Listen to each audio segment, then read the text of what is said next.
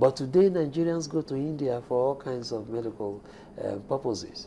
So what that tells us that something is fundamentally wrong. There's nothing wrong with us as Nigerians. There's nothing wrong with our climate. There's nothing wrong with our our skin. There's nothing wrong with us. What is wrong is the failure of the institutions that we've put in place. And this is happening right before our eyes. I told you I've been in the sector for 20 years, and I've seen a very steady decline in the quality of students that are admitted, in the quality of students that we meet in the universities, in the quality of writings and dissertation researches that we are seeing across the board over 20 years. You don't need, there used to be this debate about whether the quality of education was rising or falling.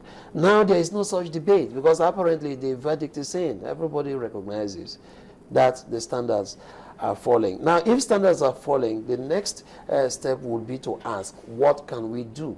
And you would expect that those who are leaders in our system, political leaders, will raise this matter to the level of discussion that it deserves. And so far, 8 months to a major national election, there is no debate about this. We don't even know who the candidates are. We don't even know who the presidential candidates are across the parties, in order for all kinds of stakeholders to raise these issues for debate. So what that tells us is that there is a lot of neglect of the sector. And this is a very strategic sector that affects the future of this country, because those who are in secondary schools now will be, in another 10, 15 years, those who will be directors, managers, and all kinds of companies. And what they do, how they manage those institutions, will be a direct reflection of the quality of education that they get, that they got in the first place. But I heard some people say that, that if we really want, we cannot talk of very good education or qualitative education without speaking of funding. And that, for us to be able to realize the quality that we're looking for, the government might not be able to make it alone. And that, we have to see how other people, parents, stakeholders who be involved. There are private schools now, they too have, gone into that sector as well.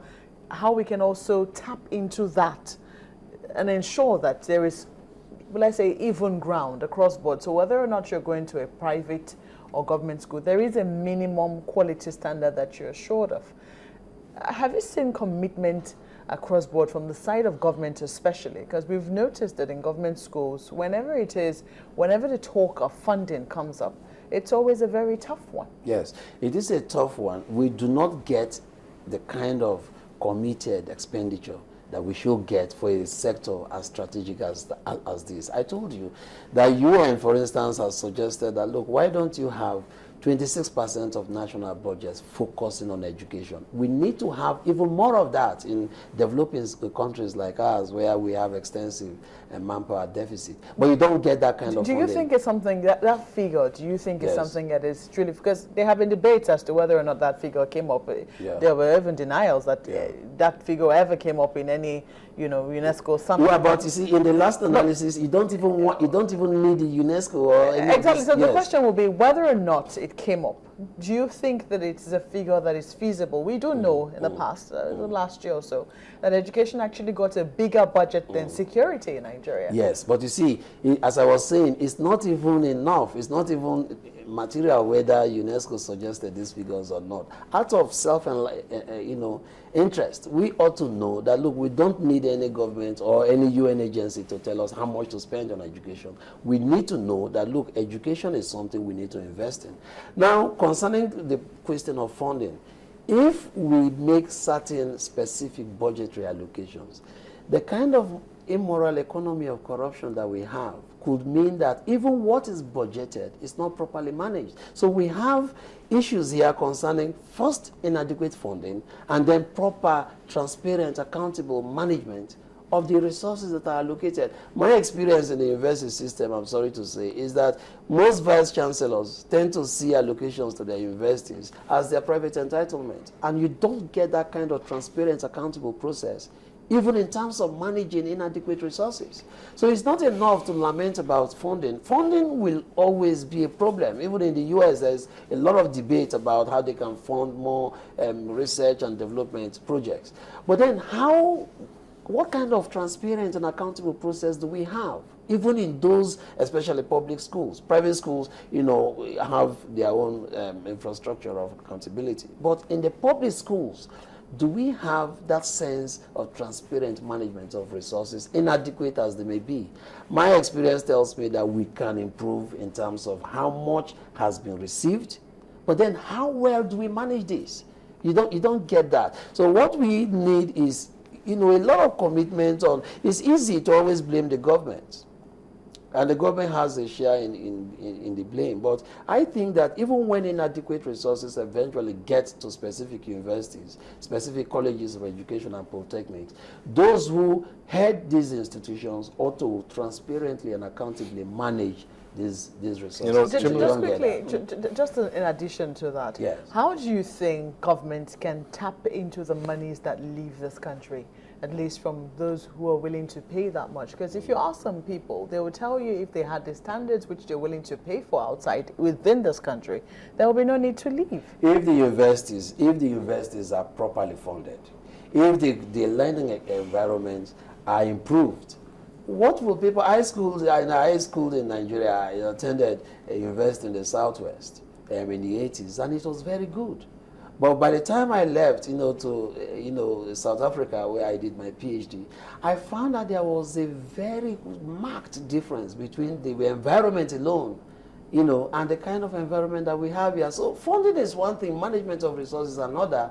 But then how do you make sure you create an environment where people can actually go and learn? You don't get that anything near that kind of ideal environment. And I think that is why when Nigerian students leave the kind of system that we have here and go abroad, they tend to excel very easily.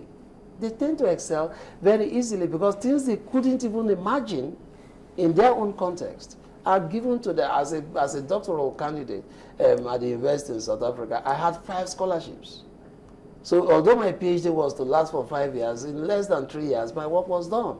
And that was not so much because I was brilliant, as much as the fact that things I could take for granted, were things I couldn't even imagine back here in Nigeria. So what we need to do is to provide funding.